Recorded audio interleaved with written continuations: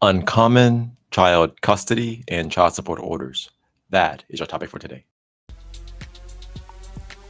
Welcome to the Lawyers and Mediators International Show and Podcast, where we discuss law and conflict resolution topics to educate both professionals and everyday people. Catch regular episodes on YouTube and anywhere you get your podcasts. Just remember, nothing in these episodes constitutes legal advice, so be sure to talk to a lawyer, as cases are fact dependent.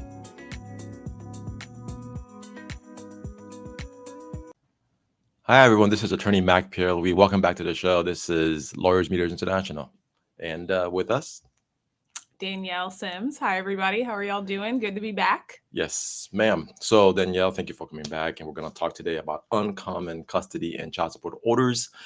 And this is something that we were brainstorming topics, and I think we'd like to discuss it because it's stuff that people Google all the time, people search for all the time, and we want to just, based on our experience, kind of let people know what we've seen out there and things that are a little unique, that are not the typical standard things you might be used to. But first, let Dannielle discuss a little bit about herself, and let me show you her website while she's talking. So, my name's Dannielle Sims. I have been practicing family law for over a decade now, and I know I look super young, so I don't want to age myself, but I've been practicing family law in Harris County and counties that surround Harris County that include Galveston, Brazoria County, Fort Bend County. Sometimes I find myself in Montgomery County. I also do CPS work. I do a lot of CPS advocacy, whether that's representing parents from investigative stage to all the way through litigation, or that's representing people who are intervening and wanting to adopt children that are subject to CPS litigation. I also represent kids a lot. You see me do that. And so mainly I do a lot of family law. My passion is really just advocacy and helping families get through tumultuous times, which a lot of times I meet people at, and I think you can agree with this, I meet people during situations that are super duper hard. I meet good people at their worst possible times, because no one goes into litigation, at least with involving family law, where they're super excited, except for, during adoptions. Those are always my favorite. And then I also mediate. So Yes. And most people don't want to be in family court, except for adoptions. I think that's one of the rare exceptions. Right. But this topic, Dannielle, before the show, we were discussing a couple of recent cases you saw that were a little unusual when it came to child support and how that connected to custody. So that's what kind of started us brainstorming. But let's discuss 50-50 custody. We hear that phrase a lot, or we might call it 50-50 possession, 50-50 conservatorship. What is it? What does it mean to you? Okay, what it means to me, if you want an honest answer, people that are listening, 9 times out of 10, when I have someone come into my office saying that they want 50-50, they're usually focused on, what can I do to get an order that says I don't pay any child support? Now, I'm not suggesting that parents that want 50-50 are not genuinely wanting it so everyone can have equal time with their children. There are people that are actually out there like that. In fact, most people want to spend time with their kids. Yep. Okay. And so the idea of a 50-50 appeals to people, especially since when you are dealing with just your standard, what everybody is used to, which is what's called a standard possession order. And now it's a standard possession order with elections that is basically presumed if you guys live within a certain geographic restriction, or mileage of each other, generally 50 miles or less, sometimes 100 miles or less. That is designed to get you to about, I want to say 43, 57% possession time, but it's more weekend centric than it is weekday centric. And so I run into a lot of people who want to do 50-50s. And generally what I have to do with them is go, what does 50-50 mean to you? Yeah. 50-50 can mean week on, week off, which means 7 and 7. 50-50 can be DuPont schedules. 50-50 can, 50-50 can include DuPont schedules. 50-50 can be 2-2-5, 2-2-3, 3-4-4-3. I mean, it really just depends on oftentimes what that person's work schedule is like, and also what they want to do when it comes down to weekdays. Whenever I see somebody with a 50-50 schedule or someone who's really pushing it, I also have to remind them that in order for those things to work, you guys have to live pretty close to each other. Yeah. You can't do a 50-50 with Bob living in Katy and Sally living, on the complete south side of Houston. It just doesn't work that way. But people will try it. And Again, back to my original point, sometimes I have people who will come in and say, well, if we agree to a 50-50, do I have to pay child support? And the answer to that is child support and possession and access are not the same. You're not going to say, well, I spend more time with this child, so therefore I shouldn't have a child support obligation. They're not equal, even though it might feel that way, because often what we have is a parent who is designated as primary, and then you have someone with a possession schedule, and that someone with the possession schedule generally, keyword being generally, ends up with a child support obligation. Child support and possession and access are not equal, they're not the same, and they don't depend on each other. Yeah, so a few points. Would you agree that when it comes to 50-50 anything, most of the time when it happens, it's by agreement. It's not necessarily by the court. Right. I would Right. agree with that. And so a lot of people will find themselves at a mediator's office trying to work out a deal that would look like what to them is a 50-50 schedule. The other thing is school. You mentioned, somebody in Katy and somebody on the other side of town. Yeah, if the child has to go to school. We Right. can't have this kid in two different schools. It's not going to happen, right? Right. So school a lot of times is the thing that makes a 50-50 happen or not. And so what do you think? Do you think that might differ when you get into high school, or just school period is always going to make or break a 50-50? I genuinely believe that the way that, and I could be completely wrong, but I think that the way our standard possession order is now is very school centric, because I think 9 times out of 10, there has to be a space where that kid is going to get zoned as to where they go. And, most of the time it's based on where do you live. And when you put the address of I live in Katy ISD, right? And that just happens to be where one of the parents lives while the other parent lives in Cy-Fair ISD. That comparison's not fair because they're so close to each other, but that's what I'm familiar with. So we're going to go with it. When you've got a person who is zoned to Katy, it's a lot easier to say that kid lives there and goes to school there, because that's generally how the public school system works, right? And we're working, the legislature and all of our lawmakers and the people who make the Texas Family Code are working for what can we apply to someone who is average, what can we create, what system can we create for people who are more likely to fall into this category, right? So you're going to be dealing with a lot of public school centric things.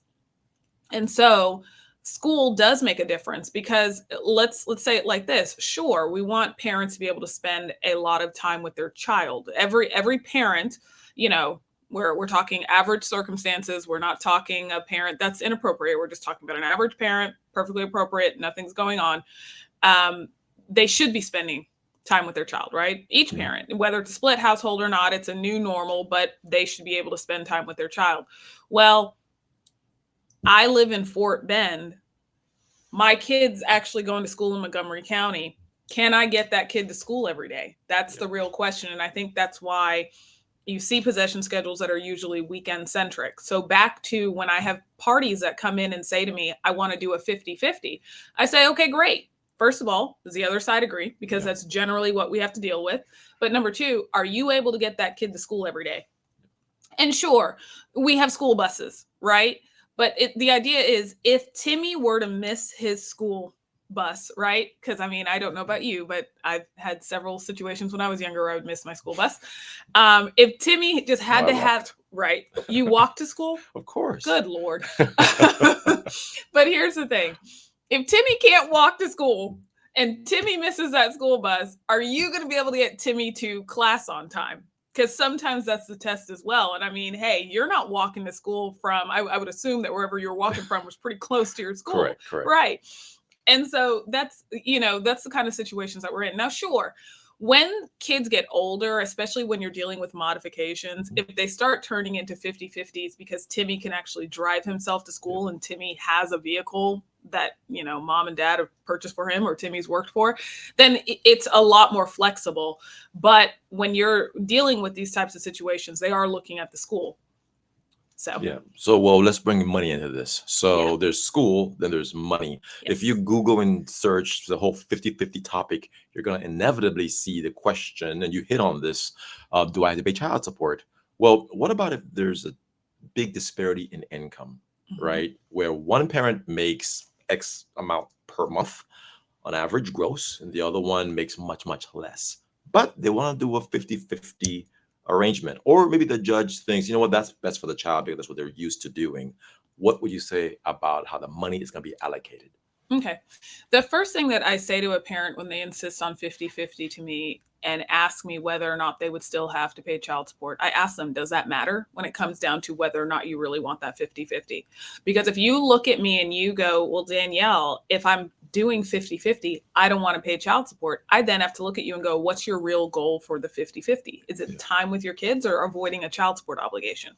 Because what I have seen and what I've been able to achieve actually is you've got parents who will say, I want a 50-50, and that's perfectly fine. But when it boils down to it, sometimes what judges can do is they can take a look at your income, look at your ex-spouse or the other parent's income, and then they can say, well, what would your child support obligation be? What would her or his child support obligation be? Okay, once I've figured that out, then I'll just take the difference between the two, and whoever is paying more, you will pay that small amount more to the other parent. Yep. And that's it. So you get a big credit, but you're going to still pay something. Well, you can get a big credit. What a judge will do is they will generally do that. But sometimes they'll just say, okay, you're still going to pay your full child support obligation. Because remember, guys, child support and possession and access are not dependent upon another. Mm-hmm. So, for example, you see those people who the other parent of my child won't let me see the child because I can't pay child support. Well, no, that person doesn't get to withhold that kid because Correct. Of child support, right? Correct. Just like you don't get to withhold your child support because so-and-so won't let you see the child.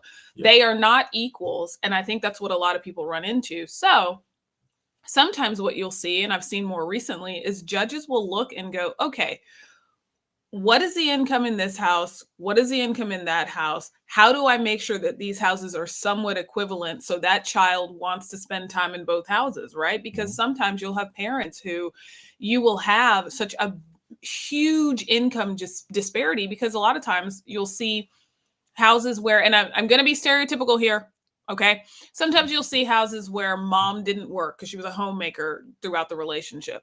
So naturally, when they split, 9 times out of 10, dad is still going to be making that money, right? Mm-hmm. And so, of course, you're going to have a kid that says, well, when I'm at dad's, I have this, this, and this. And when I'm at mom's, I mean, I love my mom, but I don't have this, this, and this. And sometimes a court will look and go, you know what? We want a kid to be comfortable in both homes. We know that dad has the ability to not only see that kid 50-50, but also still pay that child support obligation.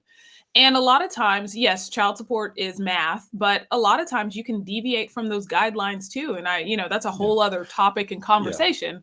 But it's part of the uncommon situations that happen sometimes, deviating. So we've talked about 50-50. Mm-hmm. It works well when people live really close to each other because of school being the primary component.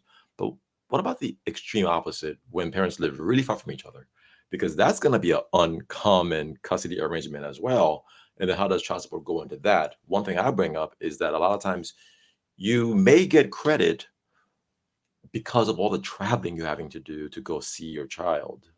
A lot of times that's going to be by agreement. Sometimes it's by the court. So do you have any thoughts on this as an uncommon thing that you don't typically see every day? Well, are you talking about when people, like, for example, if you've got somebody who lives out of state, mm-hmm. right? And sometimes what you'll see is, often what courts will do and what they should do, because it's codified, is if I've got, and by codified I mean, guys, it's in the Texas Family Code. Yeah. If I've got to incur the cost of flight to see my child, then yes, I'm going to get a credit on my child support. It's not necessarily dollar for dollar, but I will get a credit on it, especially if I have to not only fly myself, but I have to fly the child also. You'll see people getting credit for that. And oftentimes in those situations, it's when the parent that ends up with custody has moved, right? Like sometimes you'll have situations where, yes, the divorce or the custody lawsuit will be done in Texas, but actually this party moved from Georgia and brought themselves down here, and the other party is still in Georgia. Yeah. You'll see those types of situations. Or sometimes somebody had to move for work. But the idea, while possession and access and child support are not the same, in that situation, the mere act of having to purchase a plane ticket for that child is a support that you're providing for that child. Yeah, and not just plane tickets, but also sometimes the hotels. There's so many costs that might go into seeing your kid when you have distance as a really, really big factor. So, Danielle, what other kinds of non-typical schedules would you say you've seen?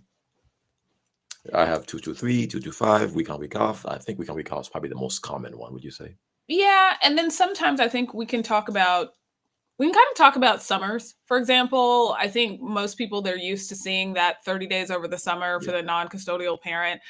9 times out of 10 in my situations when we are figuring out what to do on summers, especially for agreements, we're usually agreeing to about 2 weeks on, 2 weeks off, week on, week off. And not because people don't want to spend 30 days with their child, but feasibly, depending on the age of the child, sometimes it's, hey, we still have to work over the summer. And so the idea of having the child for 30 days, you may have to arrange for childcare. Depending on the child, you may have to arrange for daycare.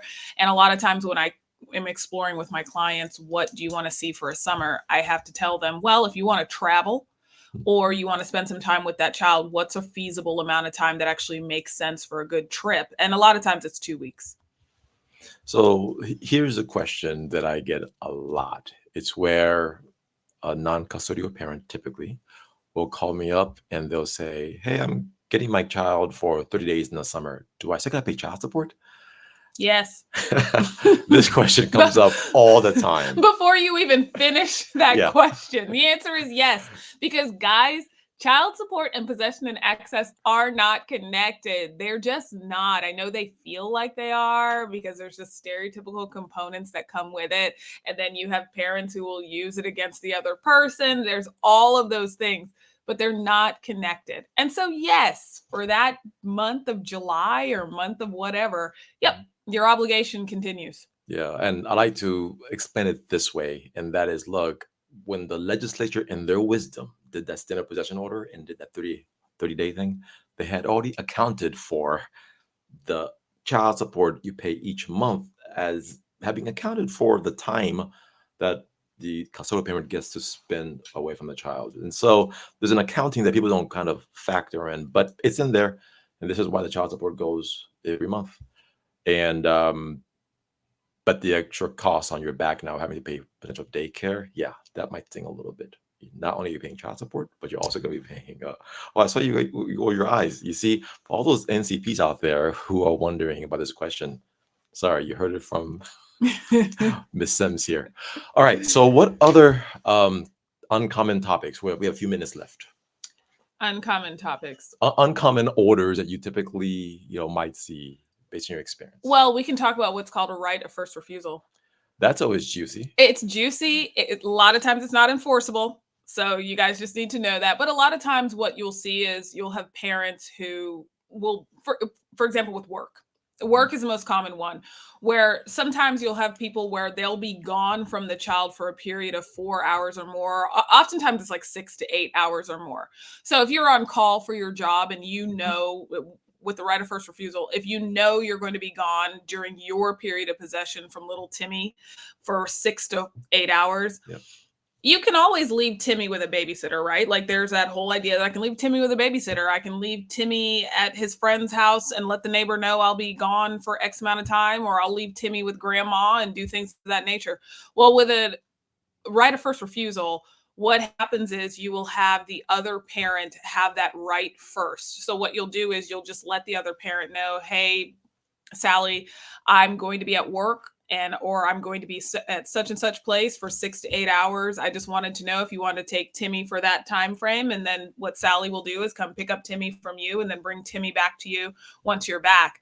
But if she says no, right, because it's a right of first refusal. If she says, no, I can't take him right now because I've got to be at wherever I've got to be, okay, then you utilize that alternate caregiver. But it's the whole idea is that it's always better to leave a child with a parent than an alternative if you can avoid it. Yes. All right. So that's it, guys. We're out of time. But Dannielle, if people want to get hold of you, what's the best way? You can go to my website, simslawgroup.com, and then you can contact me that way. And my parting word for you guys is always, child support does not equal possession and access. I'm sorry to have to yell that to you guys, but I have to. Well, that's why we have you on, because you get to educate All right, guys, if you enjoy these videos, check out more on LMI Podcast and the website, lmipodcast.com. So thank you so much. Thank you again, Dannielle, for stopping by. And until next time, everybody, take Bye. care. Bye-bye.